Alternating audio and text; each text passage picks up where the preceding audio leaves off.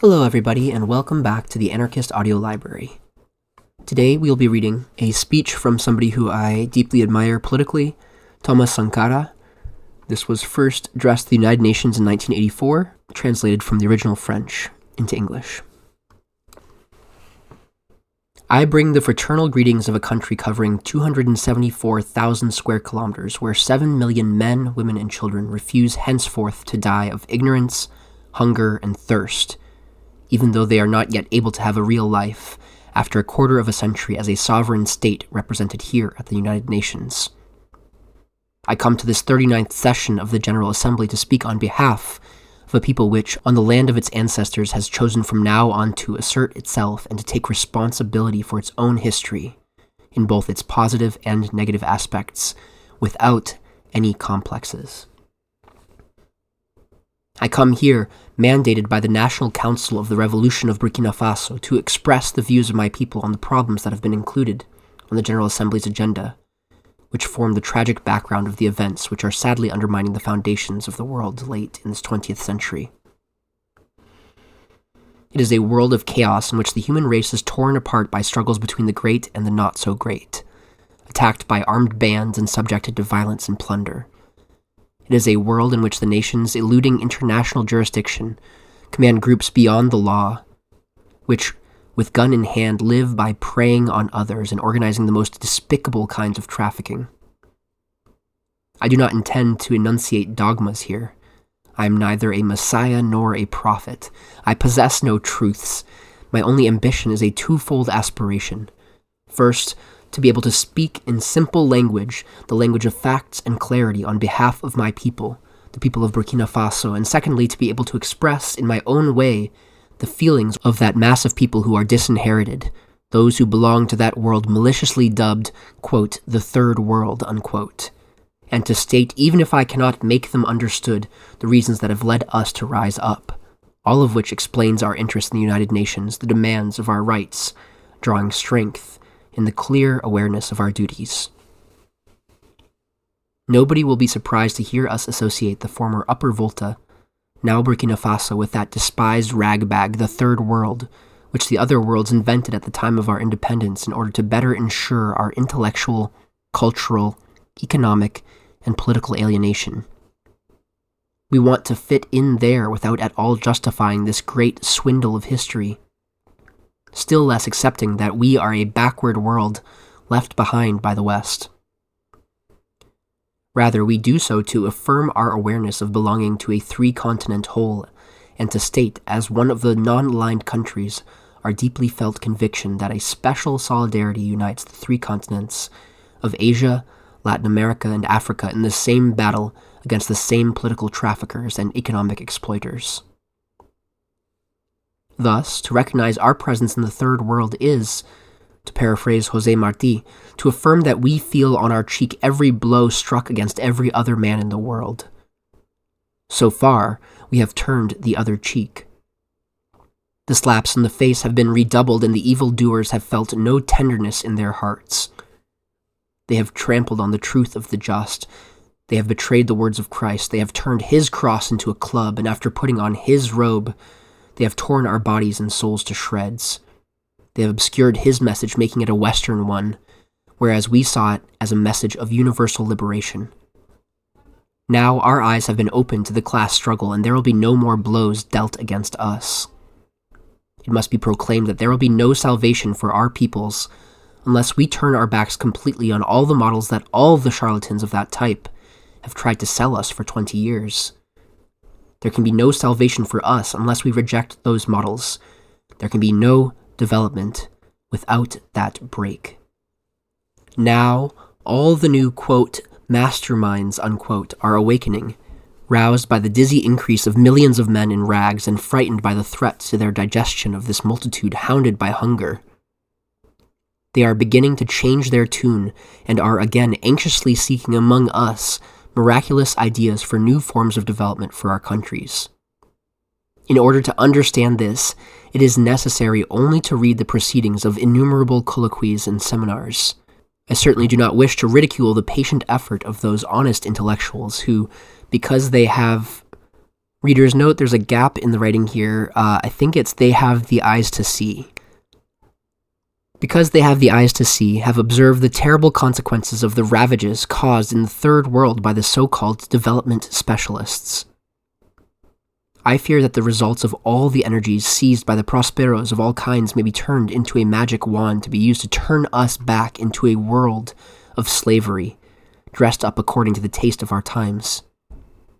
This fear is justified by the fact that the African petite bourgeoisie, with its diplomas, if not that of the whole third world, is not ready, whether because of intellectual laziness or simply because it has sampled the Western way of life, to give up its privileges. It therefore forgets that all true political struggle requires a rigorous theoretical debate, and it refuses to do the thinking necessary in order to invent the new concepts needed to wage the kind of struggle to the death that is ahead of us. A passive and pathetic consumer group, it overflows with the quote-unquote in words of the West, just as it overflows with its whiskey and champagne in salons where there is a dubious kind of harmony. One will search in vain the concepts of blackness or the African personality now being a little outdated for truly new ideas from the brains of our so-called intellectual giants. Words and ideas come to us from elsewhere. Our professors, engineers, and economists are content simply to add a little coloring because they have brought from the European universities of which they are products only their diplomas and the surface smoothness of adjectives and superlatives. It is urgently necessary that our qualified personnel and those who work with ideas learn that there is no innocent writing. In these tempestuous times, we cannot leave it to our enemies of the past and of the present to think and to imagine and to create. We also must do so.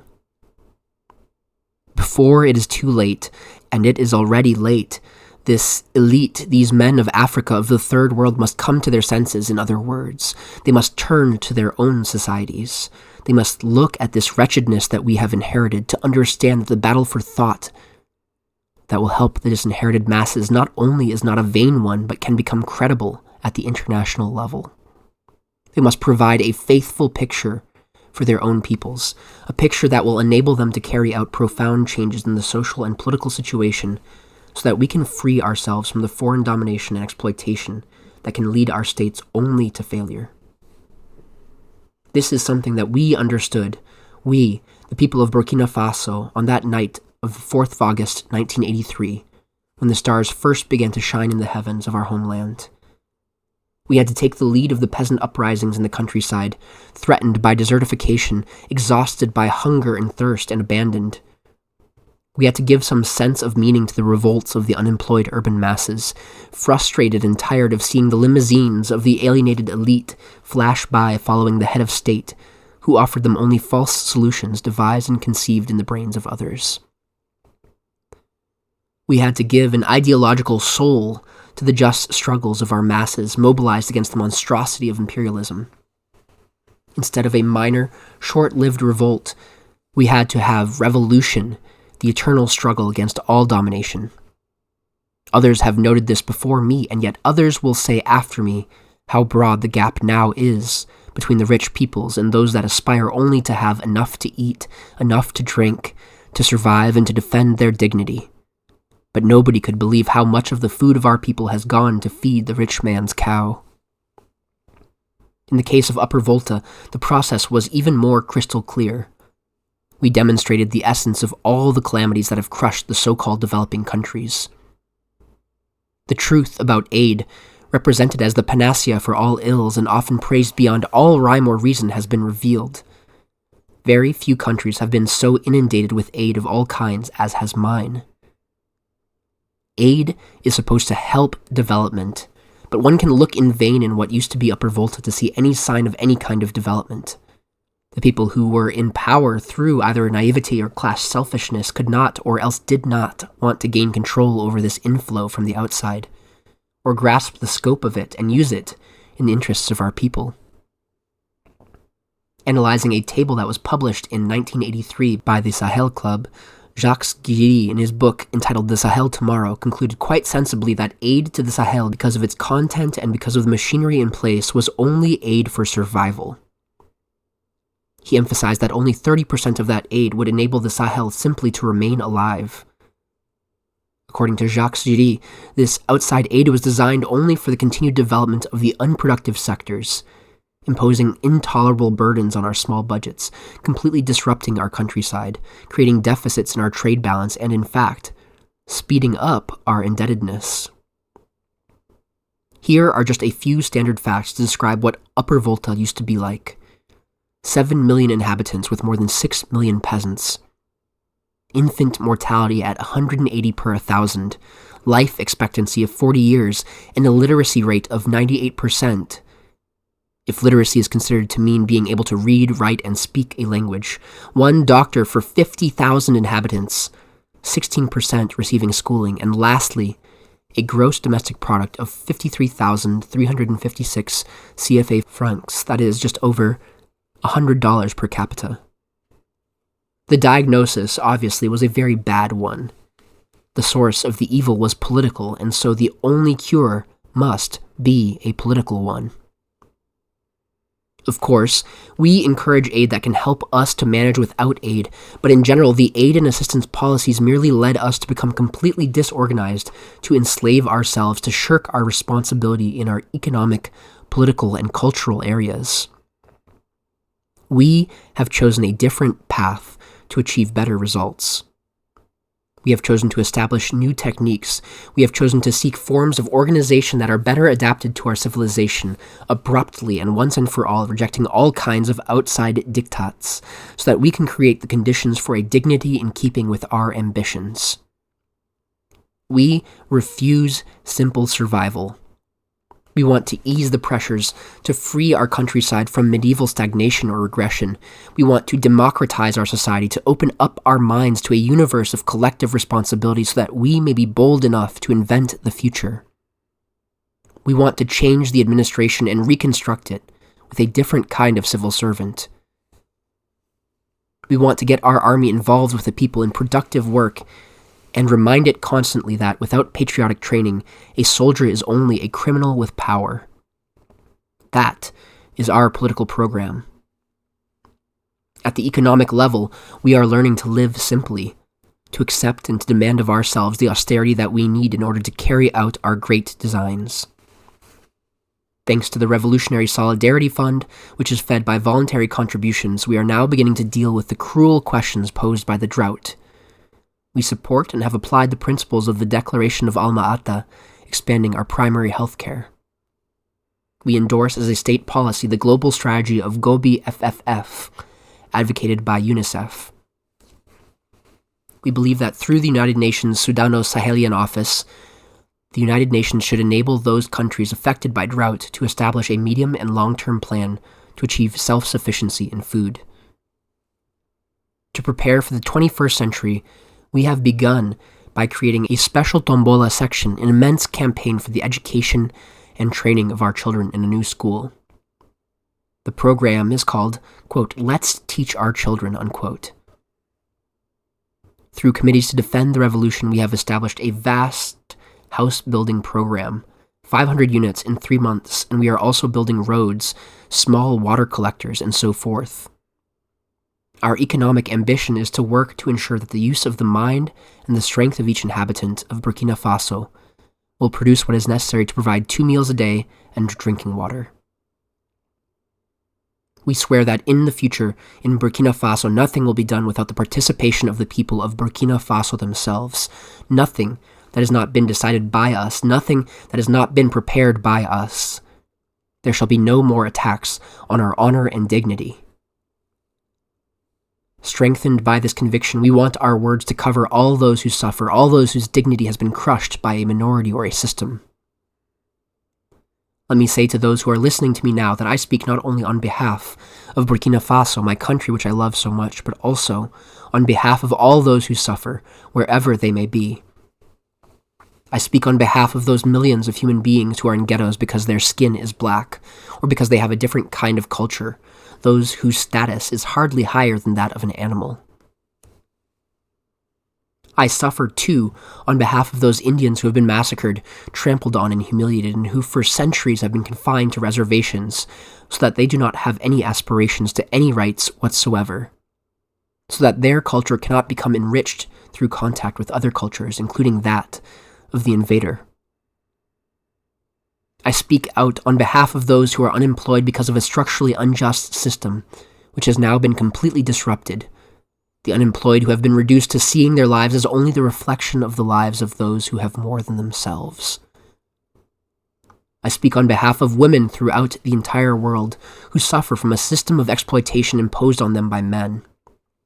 As far as we are concerned, we are willing to welcome all suggestions from anywhere in the world that will help us to promote the full development and prosperity of the women of Burkina Faso. In return, we will share with all countries the positive experience we are now undertaking with our women, who are now involved at all levels of the state apparatus and social life in Burkina Faso. Women who struggle and who say with us that the slave who will not shoulder responsibility to rebel does not deserve pity. That slave will alone be responsible for his own wretchedness, if he has any illusions whatsoever about the suspect indulgence shown by a master who pretends to give him freedom. Only struggle helps us to become free, and we call on all our sisters of all races to rise up to regain their rights. I speak on behalf of the mothers of our poor countries who see their children dying of malaria and diarrhea, unaware that to save them there are simple methods available but which the science of the multinationals does not offer to them, preferring to invest in cosmetics laboratories and engage in cosmetic surgery to satisfy the whims and caprices of a few men and women who feel they have become too fat because of too many calories in the rich food they consume with regularity. That must make even members of this assembly dizzy, not to mention the peoples of the Sahel. We have decided to adopt and popularize the methods that have been advocated by WHO and UNICEF.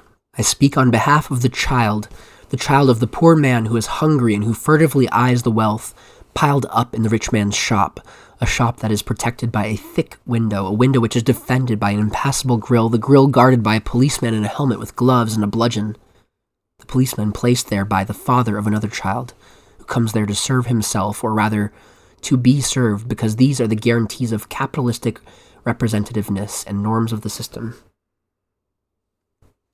I speak on behalf of the artists, poets, painters, sculptors, musicians, actors, and so on, people of good will who see their art being prostituted by the show business magicians. I cry out on behalf of the journalists who have been reduced to silence or else to lies simply to avoid the hardships of unemployment. I protest on behalf of the athletes of the entire world whose muscles are being exploited by political systems or by those who deal in the modern slavery of the stadium. My country is the essence of all the miseries of peoples, a tragic synthesis of all the suffering of mankind, but also, and above all, the synthesis of the hopes of our struggles.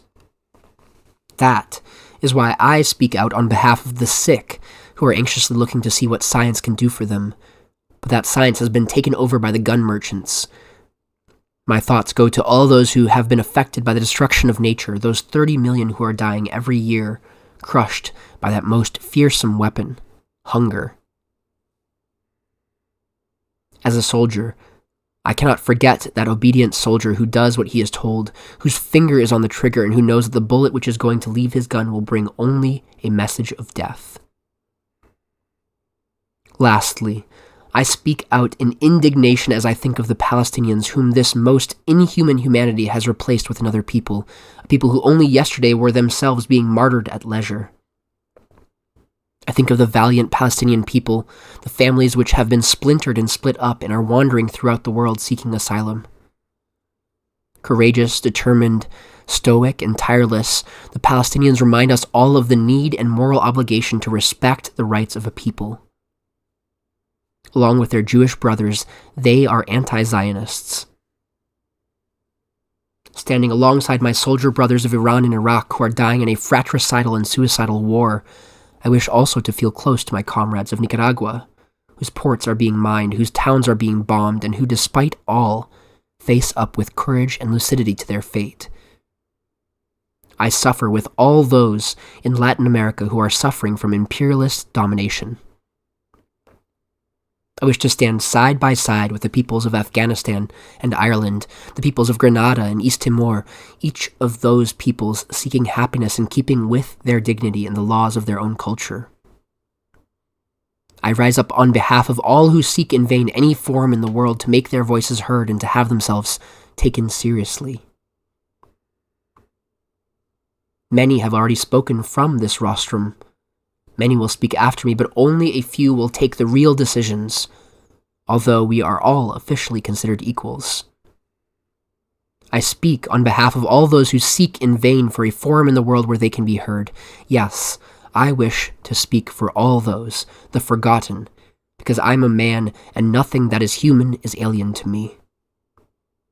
Our revolution in Burkina Faso takes account of the ills of all peoples. We are also inspired by all the experiences of mankind from the very first breath of the first human being. We wish to enjoy the inheritance of all the revolutions of the world, all the liberation struggles of the third world peoples. We are trying to learn from the great upheavals that have transformed the world. We have drawn the lessons of the American Revolution, the lessons of its victory against colonial domination, and the consequences of that victory. We endorse the doctrine of non-interference by Europeans in American affairs, and non-interference by Americans in European affairs. In 1823, Monroe said, quote, "America for the Americans," unquote. We would say, quote, "Africa for the Africans, Burkina Faso for the Burkinabe," unquote. The French Revolution of 1789, which disrupted the foundations of absolutism, has taught us the rights of man linked to the rights of peoples to freedom. The Great Revolution of October 1917 transformed the world and made possible the victory of the proletariat, shook the foundations of capitalism and made possible the dreams of justice of the French Commune. Open to all the wishes of the peoples and their revolutions, learning also from the terrible failures that have led to truly sad infringements of human rights, we want to preserve from each revolution only that essence of purity that prohibits us from becoming servants to the realities of others, even though in our thinking we find that there is a community of interests among us. There must be no more deceit. The new international economic order for which we are struggling and will continue to struggle can be achieved only if we manage to do away with the old order, which completely ignores us, only if we insist on the place which is ours in the political organization of the world, only if we realize our importance in the world and obtain the right to decision-making with respect to the machinery governing trade, economic, and monetary affairs at the world level. The new international economic order is simply one among all the other rights of peoples, the right to independence, to the free choice of the form and structure of government, the right to development, and like all the rights of peoples, it is a right which can be gained only through the struggle of the peoples. It will never be obtained by any act of generosity, by any power whatsoever. I continue to have unshakable confidence, a confidence I share with the immense community of non-aligned countries that despite our people's battering ram cries of distress, our group will preserve its cohesion, strengthen its power of collective negotiation, find allies among all nations, and begin, together with all who can still hear us, to organize a really new system of international economic relations. I agreed to come to speak before the Assembly because despite the criticism of certain major contributors, the United Nations remains the ideal forum for our demands, the place where the legitimacy of countries which have no voice is recognized. This was expressed very accurately by the Secretary General when he wrote, quote, "The United Nations reflects in a unique way the aspirations and frustrations of many nations and groups all over the world. One of its great merits is that all nations, including the weak, the oppressed, and the victims of injustice, that is, us, can get a hearing and have a platform even in the face of the hard realities of power. A just cause, however frustrated or disregarded, can find a voice in the United Nations. This is not always a well-liked attribute of the organization, but it is an essential one." Unquote. The meaning and scope of the organization could not be better defined. Therefore, it is absolutely essential for the good of each of us that the United Nations be strengthened and provided with the means to take action. That is why we endorse the Secretary General's proposals to this end, to help the organization break the many deadlocks which have been carefully preserved by the great powers in order to discredit it in the eyes of the world. Since I recognize the admittedly limited merits of the organization, I cannot but rejoice to see new members join us. That is why the delegation of Burkina Faso welcomes the admission of the 159th member of the United Nations, the state of Brunei Darussalam. The folly of those who by a quirk of fate rule the world makes it imperative for the movement of non-aligned countries, which I hope the state of Brunei Darussalam will soon join, to consider as one of the permanent goals of its struggle the achievement of disarmament, which is an essential aspect of the principal conditions of our right to development. In our view, there must be serious studies of all the factors which have led to the calamities which have befallen the world. In this connection, President Fidel Castro stated our view admirably at the opening of the 6th Conference of Heads of State or Government of Non-Aligned Countries, held at Havana in September 1979, when he said, quote, $300 billion could build 600,000 schools with a capacity for 400 million children, or 60 million comfortable homes for 300 million people, or 30,000 hospitals with 18 million beds, or 20,000 factories with jobs for more than 20 million workers, or an irrigation system for 150 million hectares of land. That, with the application of technology, could feed 1 billion people, unquote. If we multiply those numbers by 10, and I am sure that that is a conservative figure, we can see how much mankind wastes every year in the military field. That is, against peace.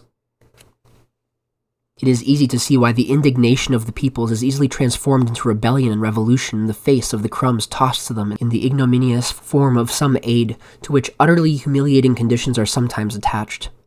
It can be understood why, in the fight for development, we consider ourselves to be tireless combatants for peace. We swear to struggle to ease tension, to introduce the principles of civilized life into international relations, and to extend these to all parts of the world. That means that we can no longer stand by passively and watch people haggle over concepts. We reiterate our determination to work actively for peace, to take our place in the struggle for disarmament, to take action in the field of international politics as a decisive factor, free of all hindrance by any of the big powers, whatever may be their designs. But the quest for peace also involves the strict application of the right of countries to independence. On this point, the most pathetic, indeed the most appalling example is found in the Middle East, where with arrogance, insolence, and incredible stubbornness, a small country, Israel, has for more than 20 years, with the unspeakable complicity of its powerful protector, the United States, continued to defy the international community. Only yesterday, Jews were consigned to the horrors of the crematorium, but Israel scorns history by inflicting on others the tortures it suffered.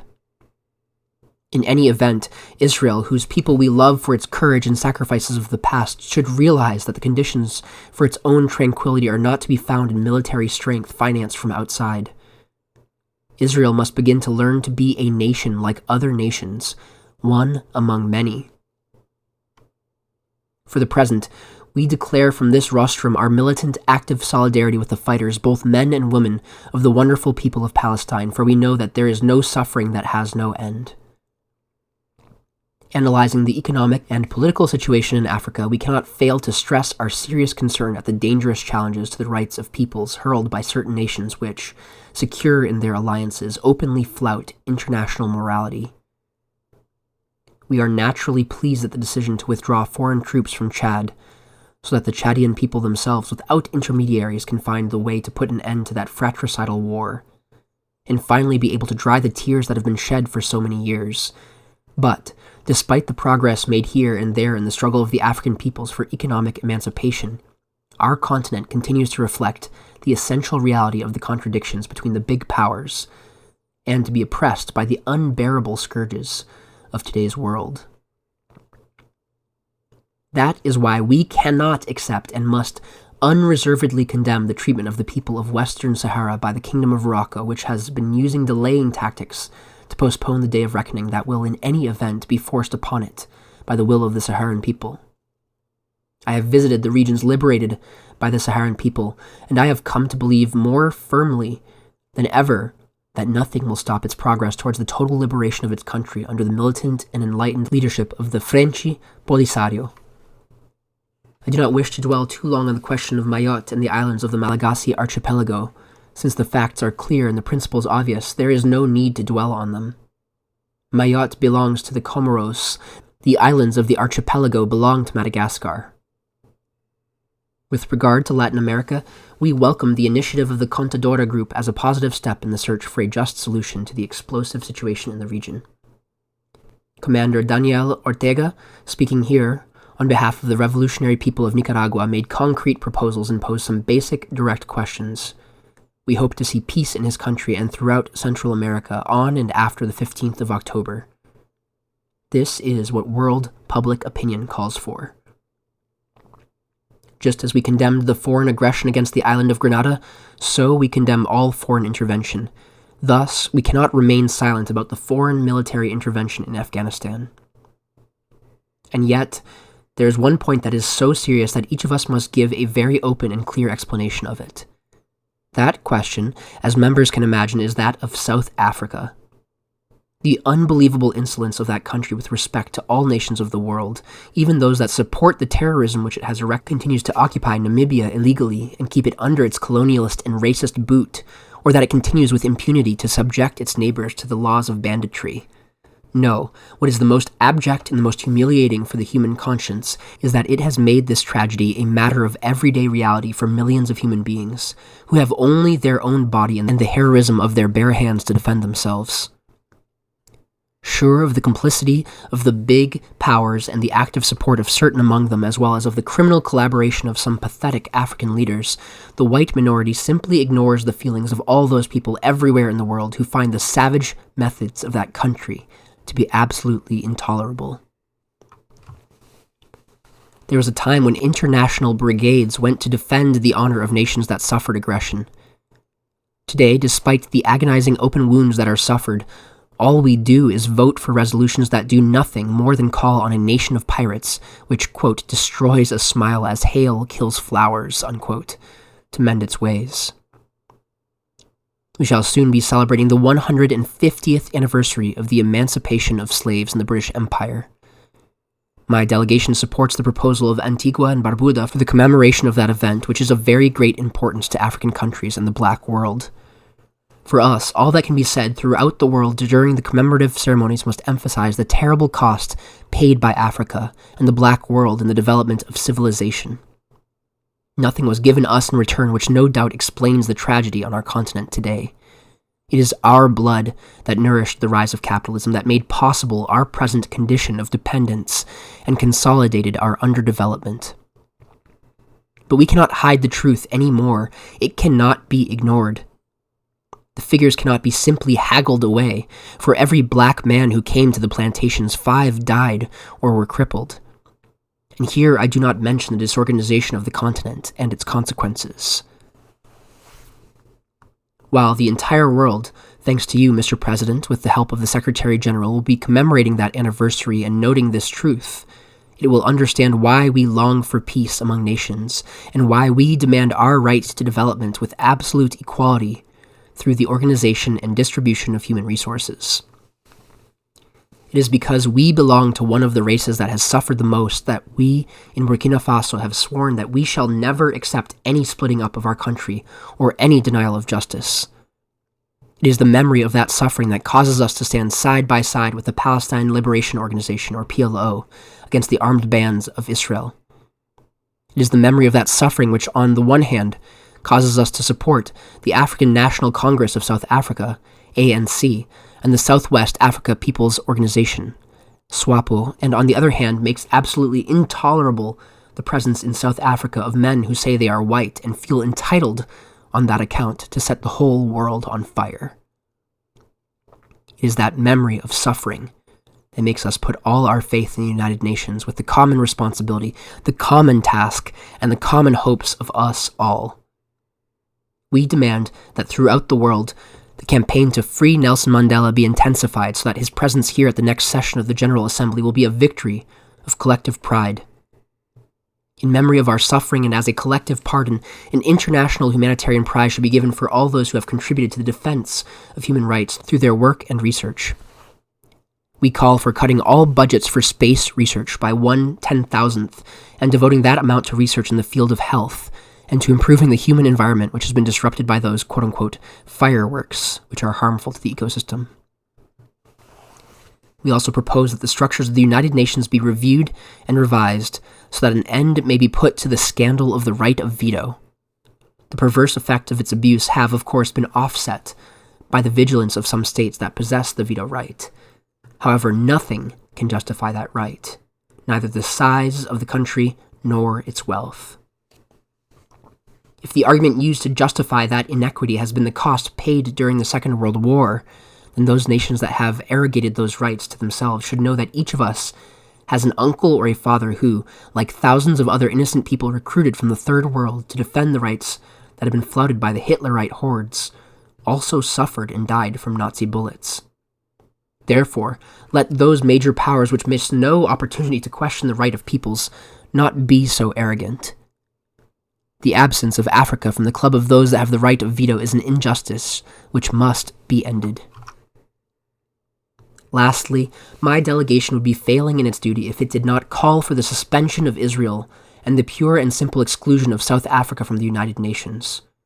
When, in the course of time, those countries have done what they must do to justify their presence in the international community, then we would be only too happy to welcome them here and to guide their first steps.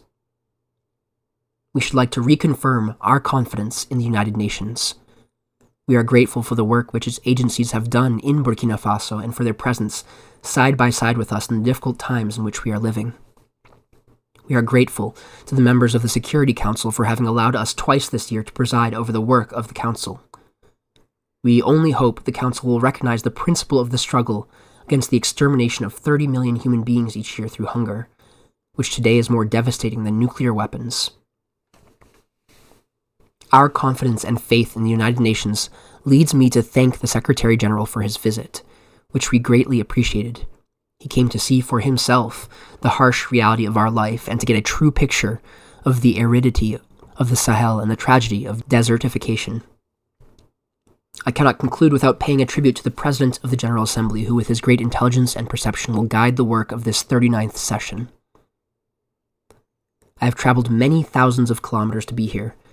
I've come to ask each member to work together to put an end to the contempt of those who are unreasonable, to eliminate the tragic spectacle of children dying of hunger, to do away with ignorance, to ensure the triumph of the legitimate rebellion of peoples, and to put an end to the use of weapons so that they can be laid down and fall silent, and to ensure that mankind will survive, and that together, with the great poet Novalis, we can all sing together, quote, "Soon the stars will come back to the earth, where they have long been gone. Soon the sun will return, the star will shine again among the stars. All the races of the world will gather together again after a long separation.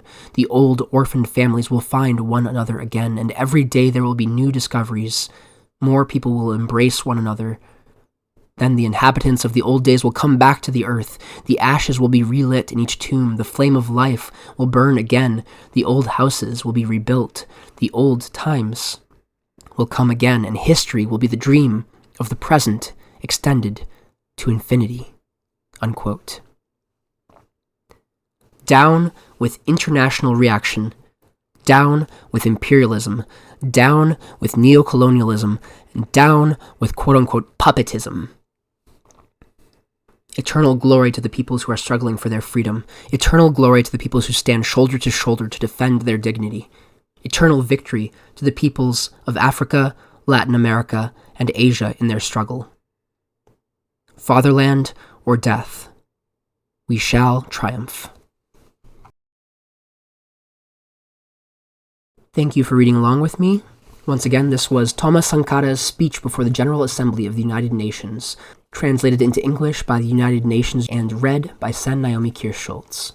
Sankara is one of those political figures that I deeply respect and admire, and believe that he should be here today walking with us, if not for the US's facilitation of another coup, Sankara's murder, and his replacement with his second-in-command, Blaise Compaoré. May Sankara's words be a blessing and an inspiration as we build the world we deserve.